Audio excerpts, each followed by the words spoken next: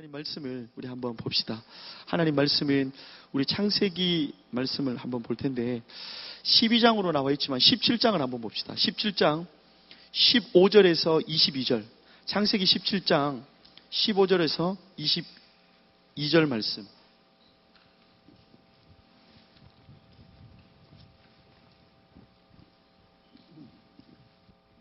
(17장) 15절에서 22절 말씀입니다. 자, 목사님하고 교독하도록 하겠습니다. 하나님이 또 아브라함에게 이르시되 내 아내 사레는 이름을 사레라 하지 말고 사라라 하라.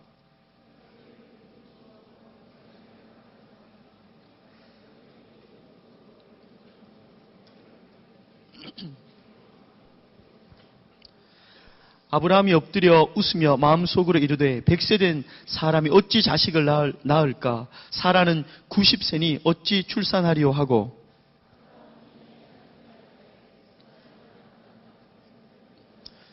하나님이 이르시되 아니라 내 아내 사라가 내게 아들을 낳으리니 너는 그 이름을 이삭이라 하라. 내가 그와 내 언약을 세우리니 그의 후손에게 영원한 언약이 되리라.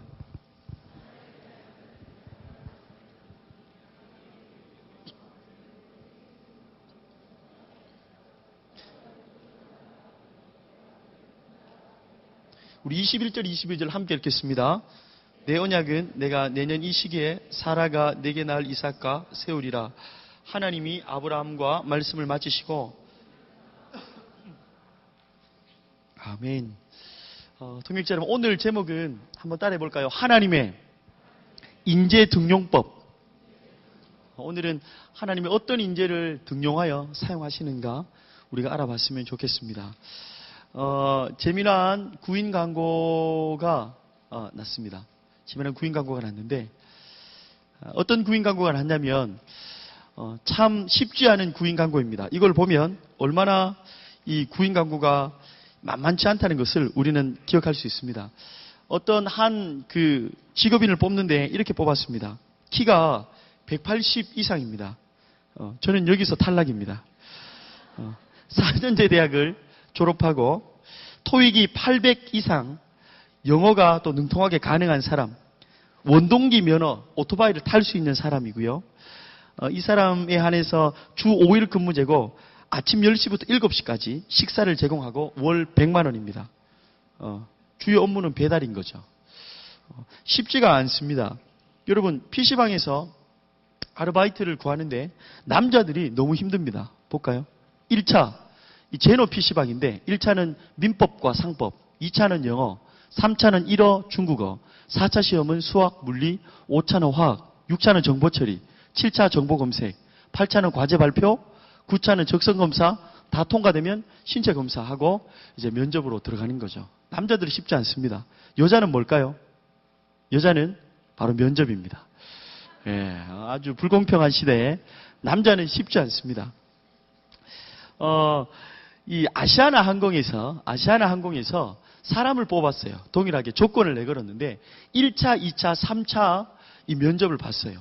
그런데 1차, 2차, 3차 면접을 보기 전에 서류 전형으로 이 조건이 다 되는지, 토익이나 뭐 토플은 몇 점인지, 뭐 인성은 어떤지 뭐 다 본 다음에 이 사람들을 일단 얼추 서류로 다 걸러내요. 학교는 어딘지, 자격증은 뭐가 있는지. 그래서 1차 때에 실무 면접을 봅니다. 유니폼이 얼마나 잘 어울리는지, 인상은 어떤지, 호감도는 어떤지 대화도 해보고 1차 실무 면접을 통해서 통과가 되면 2차 면접을 봅니다.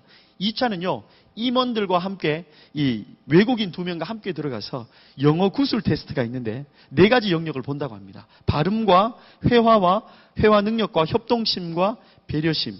그래서 이 2차까지 다 통과하면 3차는 CEO와 최종 면접이 있습니다. CEO와 이제 여러 가지 이제 그들이 하고 싶은 질문들을 마음껏 하는 거죠. 서류 면접이 통과되고 1차, 2차, 3차가 다 통과되면 마지막으로 건강 진단을 하고 체력 테스트를 한 다음에 수영 테스트 마지막으로 끝이 나면 우리는 아시아나 항공의 승무원이 될 수 있습니다. 별로 어렵지 않습니다. 다 통과되면 되는 거죠.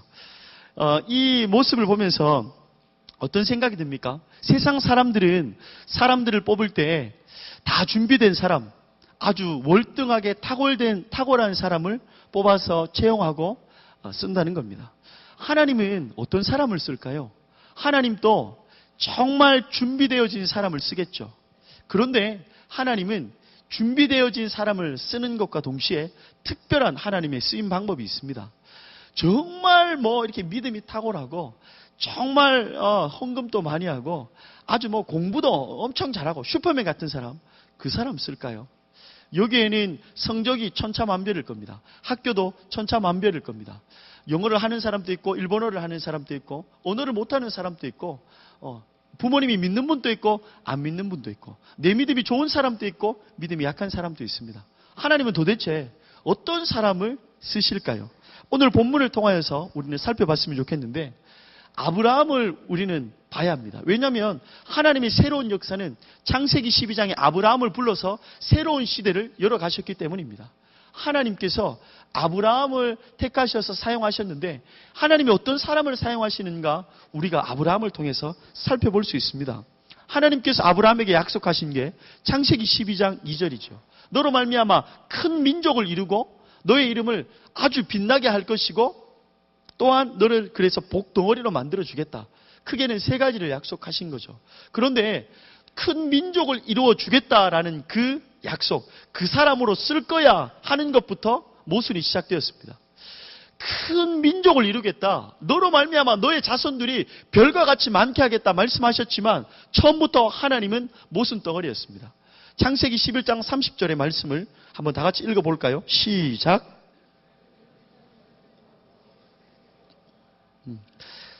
사레는 임신하지 못하는 사람, 불임의 사람이었습니다. 그런데 무슨 이 사레를 통해서 민족을 이루겠다는 말씀입니까? 이 아브라함의 가족 구성원은 하나님 앞에 쓰임 받는데 최악의 상황이었습니다. 한번 따라해 볼까요? 최악의 상황. 하나님께서 민족의 이 어미아비로 쓰시겠다 하는 것은 가능성이 보이지 않는 거예요.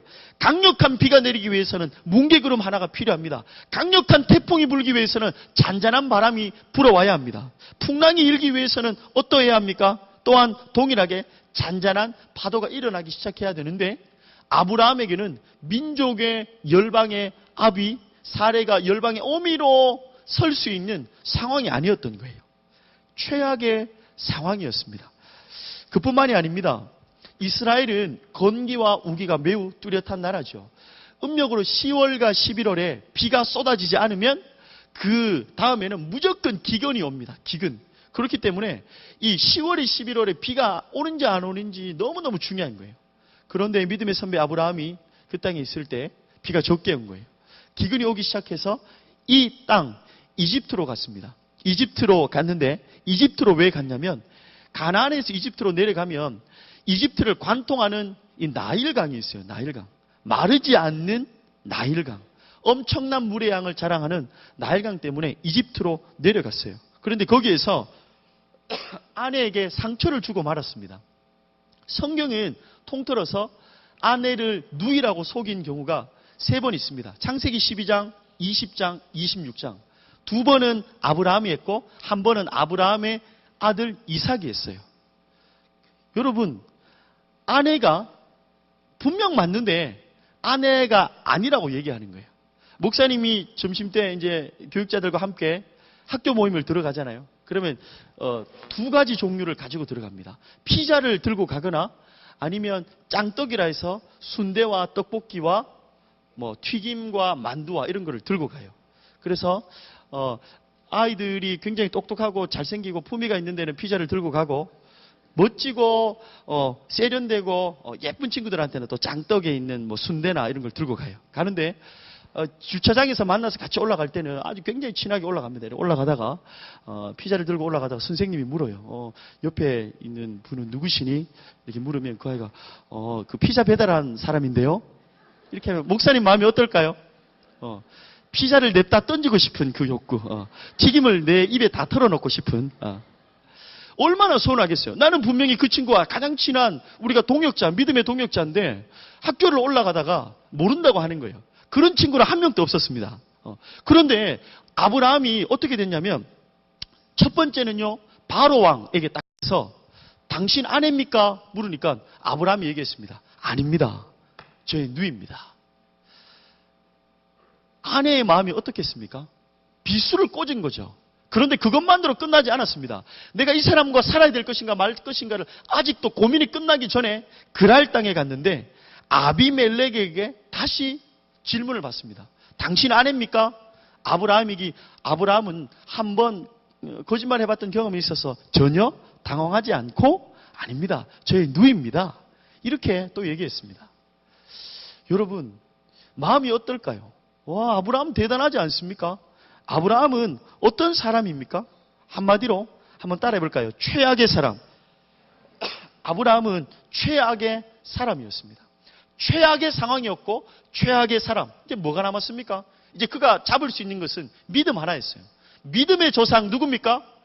그렇죠. 믿음의 조상 아브라함은 뭐 이런 거 있잖아요. 노래가 7명의 아들이 있었는데요. 맞나요? 예, 고맙습니다. 그런데 아브라함이 이제 남은 게 믿음 하나였어요. 믿음을 한번 따져볼까요?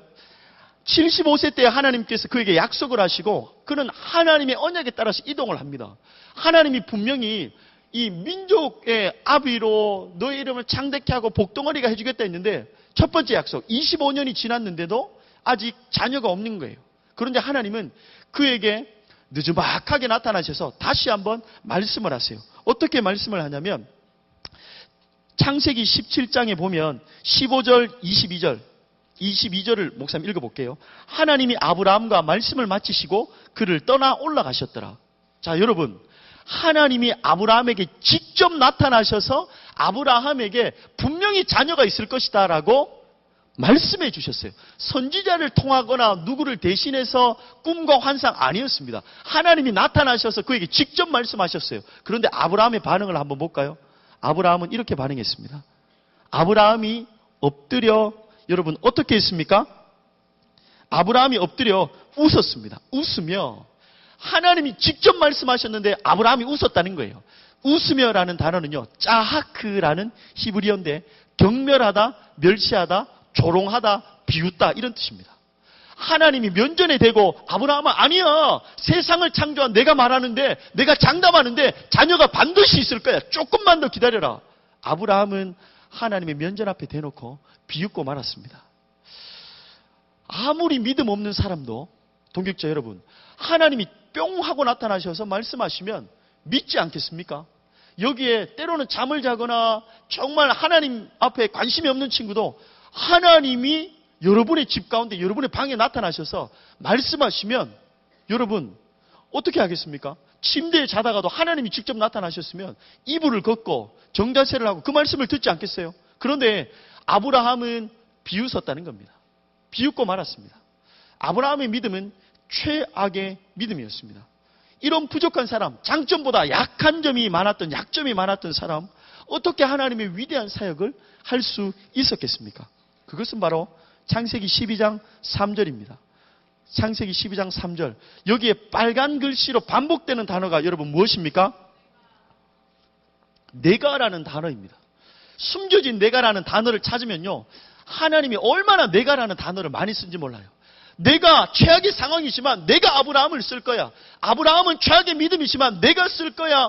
아브라함은 최악의 사람이지만 내가 쓸 거야. 내가 쓸 거야. 내가. 하나님의 열심에 사로잡힌 사람이 아브라함이었다는 것입니다. 아브라함이 어떻게 하나님 앞에 쓰임받았습니까? 하나님의 열심이 그의 삶을 애워싸고 있었기 때문입니다. 믿음의 동역자 여러분, 여러분의 믿음이 얼마만큼 있습니까? 여러분의 상황이 지금 어떠합니까? 여러분의 부모님이 믿지 않습니까? 다 상관없습니다. 최악의 상황이라 할지라도 최고의 하나님이 있으시면 되는 줄로 믿습니다. 하나님께서 여러분의 열심을 통하여서 일하시면 아무런 문제가 없다는 것을 기억해야 합니다. 우리 고린도후서 말씀을 다 같이 한번 읽어봤으면 좋겠습니다. 4장 7절 말씀 다 같이 한번 읽겠습니다. 시작.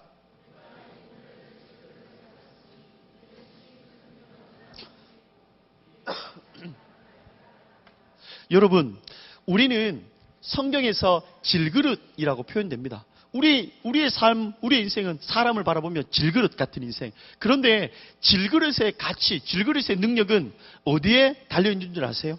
목사님이 두 가지 컵을 가져갔습니다. 첫 번째 컵, 두 번째 컵. 똑같이 깨끗한 컵이에요. 그런데 이 질그릇이 있는데 하나는 흙탕물을 가지고 왔어요. 만약에 여기에 이 그릇에 깨끗한 물을, 먹을 수 있는 물을 부으면 이 질그릇은 굉장히 가치 있고 사랑받는 질그릇이 되는 거예요. 그러나 흙탕물이 있다고 생각해 보십시오.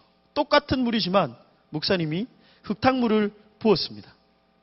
이 질그릇은 아무리 예쁜 형체를 갖다 있다 할지라도 이것은 사람들이 혐오스러운 그릇이 되는 거죠. 여러분, 우리는 연약하고 부족한 인생이지만 우리 안에 예수 그리스도가 계시는 그 순간 우리는 가장 가치 있는 인생, 위대한 삶을 살 수 있는 줄로 믿습니다. 우리의 인생은 질그릇 같아도 이 속에 담겨진 것이 보배이신 예수 그리스도라면 한번 해볼 만하지 않겠습니까? 이 시대 가운데 세상 속에 하나님 나라 운동을 일으킬 수 있는 주역이 되는 줄로 믿습니다. 질그릇만 보면 안 돼요. 그 속에 무엇이 담겨 있는가 그것을 봐야 합니다. 여러분, 이 기호는 어떤 기호입니까? 무한대입니다. 무한대. 목사님 참 싫어하는 기호, 무한대. 그런데 무한대에 10을 더하면 정답이 얼마입니까? 무한대입니다. 여러분, 무한대에다가 100을 더하면 얼마입니까? 무한대입니다. 무한하신 하나님 앞에 우리의 능력이 얼마든 그것은 상관없습니다. 믿음의 이 근원이신 그분 앞에 때로는요, 믿음이 작은 사람도 상관없어요. 왜요? 무한하신 그분이 우리를 향한 열심만 가지고 있으면 우리의 인생과 삶은 그걸로 된 것 아니겠어요? 우리 한번 다 같이 한번 읽어보겠습니다. 시작.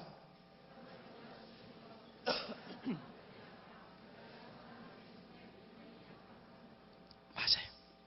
세상을 변화시키는 것은 위대한 사람이 아니라 위대하신 하나님의 붙잡힌 사람, 하나님의 열심히 있는 그 한 사람을 통해서 여전히 일하시고 여전히 역사하는 줄로 믿습니다. 동역자 여러분, 여러분의 상황을 보지 마십시오. 여러분의 믿음조차도 보지 마십시오. 여러분의 공부의 등수와 여러분의 학교와 내가 부모님이 믿고 있는가 믿지 않는가 그것도 보지 마십시오. 왜요? 나의 성적 등수보다 더 위대하신 하나님이 여러분 쓰시겠다 하면 되는 줄로 믿습니다. 하나님께서 여러분의 가정을 잡고 계시면 그걸로 족한 줄로 믿습니다. 결론을 내볼까요? 약해도 쓰임받을 수 있습니다. 약해도 쓰임받을 수 있습니다. 유학 갔다 오지 않아도 내 학교가 어디든 간에 나 혼자 믿는 내가 믿음의 일대라 할지라도 약해도 쓰임받을 수 있다는 것입니다. 여러분, 팔레스틴을 달리면 차창가에 이 나무는 아주 흔한 나무입니다. 조각목. 출애굽기를 보면 조각목이라 나와요. 아주 흔한 나무, 눈만 돌리면 광야에 심겨져 있는 나무입니다. 그런데 이 나무는 이 공동번역이나 현대어 성경에 시띠 나무나 아카시아 나무로 번역이 돼요. 근데 뭔 줄 아세요? 흔한 나무가 하나님의 손에 딱 붙들리고 하나님이 열심히 있자 이것은 법궤로 사용되었습니다. 조각목은 법궤입니다. 사람들이 그냥 무시하는 나무, 발로 차는 나무, 쓸어서 베어져 버린 나무지만 하나님께서 그 나무에 대한 열심이 있자 그 나무는 지성소 안에 들어가 있는 법궤가 되어져 버렸습니다. 동역자 여러분, 우리의 인생이 하찮습니까? 상관없어요. 외모가 너무 보잘것없나요? 그거 상관없어요. 왜요? 하나님은 약한 자도 쓰시거든요. 최악의 믿음도 쓰시고 최악의 사람도 쓰시고 최악의 상황도 쓰시거든요. 이 말씀을 다 같이 한번 읽어볼까요? 한번 읽어보겠습니다. 시작.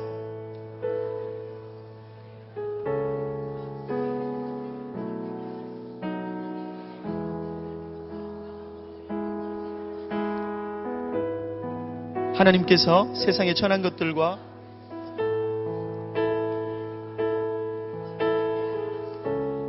할렐루야. 하나님은 약한 사람도 쓰시는 줄로 믿습니다. 약한 사람도 여러분 쓰는 줄로 믿습니다. 오늘도 내 안에 여러 가지 약함이 있지만 나를 향한 하나님의 이기적인 열심이 있다면 오늘도 우리는 역사의 중심 속에서 하나님의 동역자로 설 수 있다는 것을 기억해야 합니다. 여러분의 등수 절대 아니라는 것, 학교 절대 아니라는 것, 부모의 믿음 절대 아니라는 것 기억하시면서 오늘 그 주님을 향해서 우리 시선을 집중했으면 좋겠어요. 사탄은 이야기합니다. 너의 꼬라지를 봐라. 너의 꼬라지가 이건데 무슨 쓰임 받을 수 있겠느냐. 여러분, 아니에요. 하나님은 아니에요. 하나님은 절대 그렇게 말씀하지 않습니다. 너의 상황에 집중하지 말고 나에게 집중해라. 너의 가정 바라보지 말고 너의 가정을 창조하신 나에게 시선을 집중할 수 없겠니? 그렇게 말씀하고 있습니다. 한번 따라하고 우리 찬양하며 기도했으면 좋겠습니다. 약해도 쓰임받을 수 있다. 우리 시선을 한번 찬양할까요? 나를 보는 것이 아니라 하나님을 보겠습니다. 나를 향한 열심히 있는 그 하나님만 바라보며 살겠습니다. 그 고백을 주님 앞에 이 시간 찬양으로 한번 드렸으면 좋겠습니다.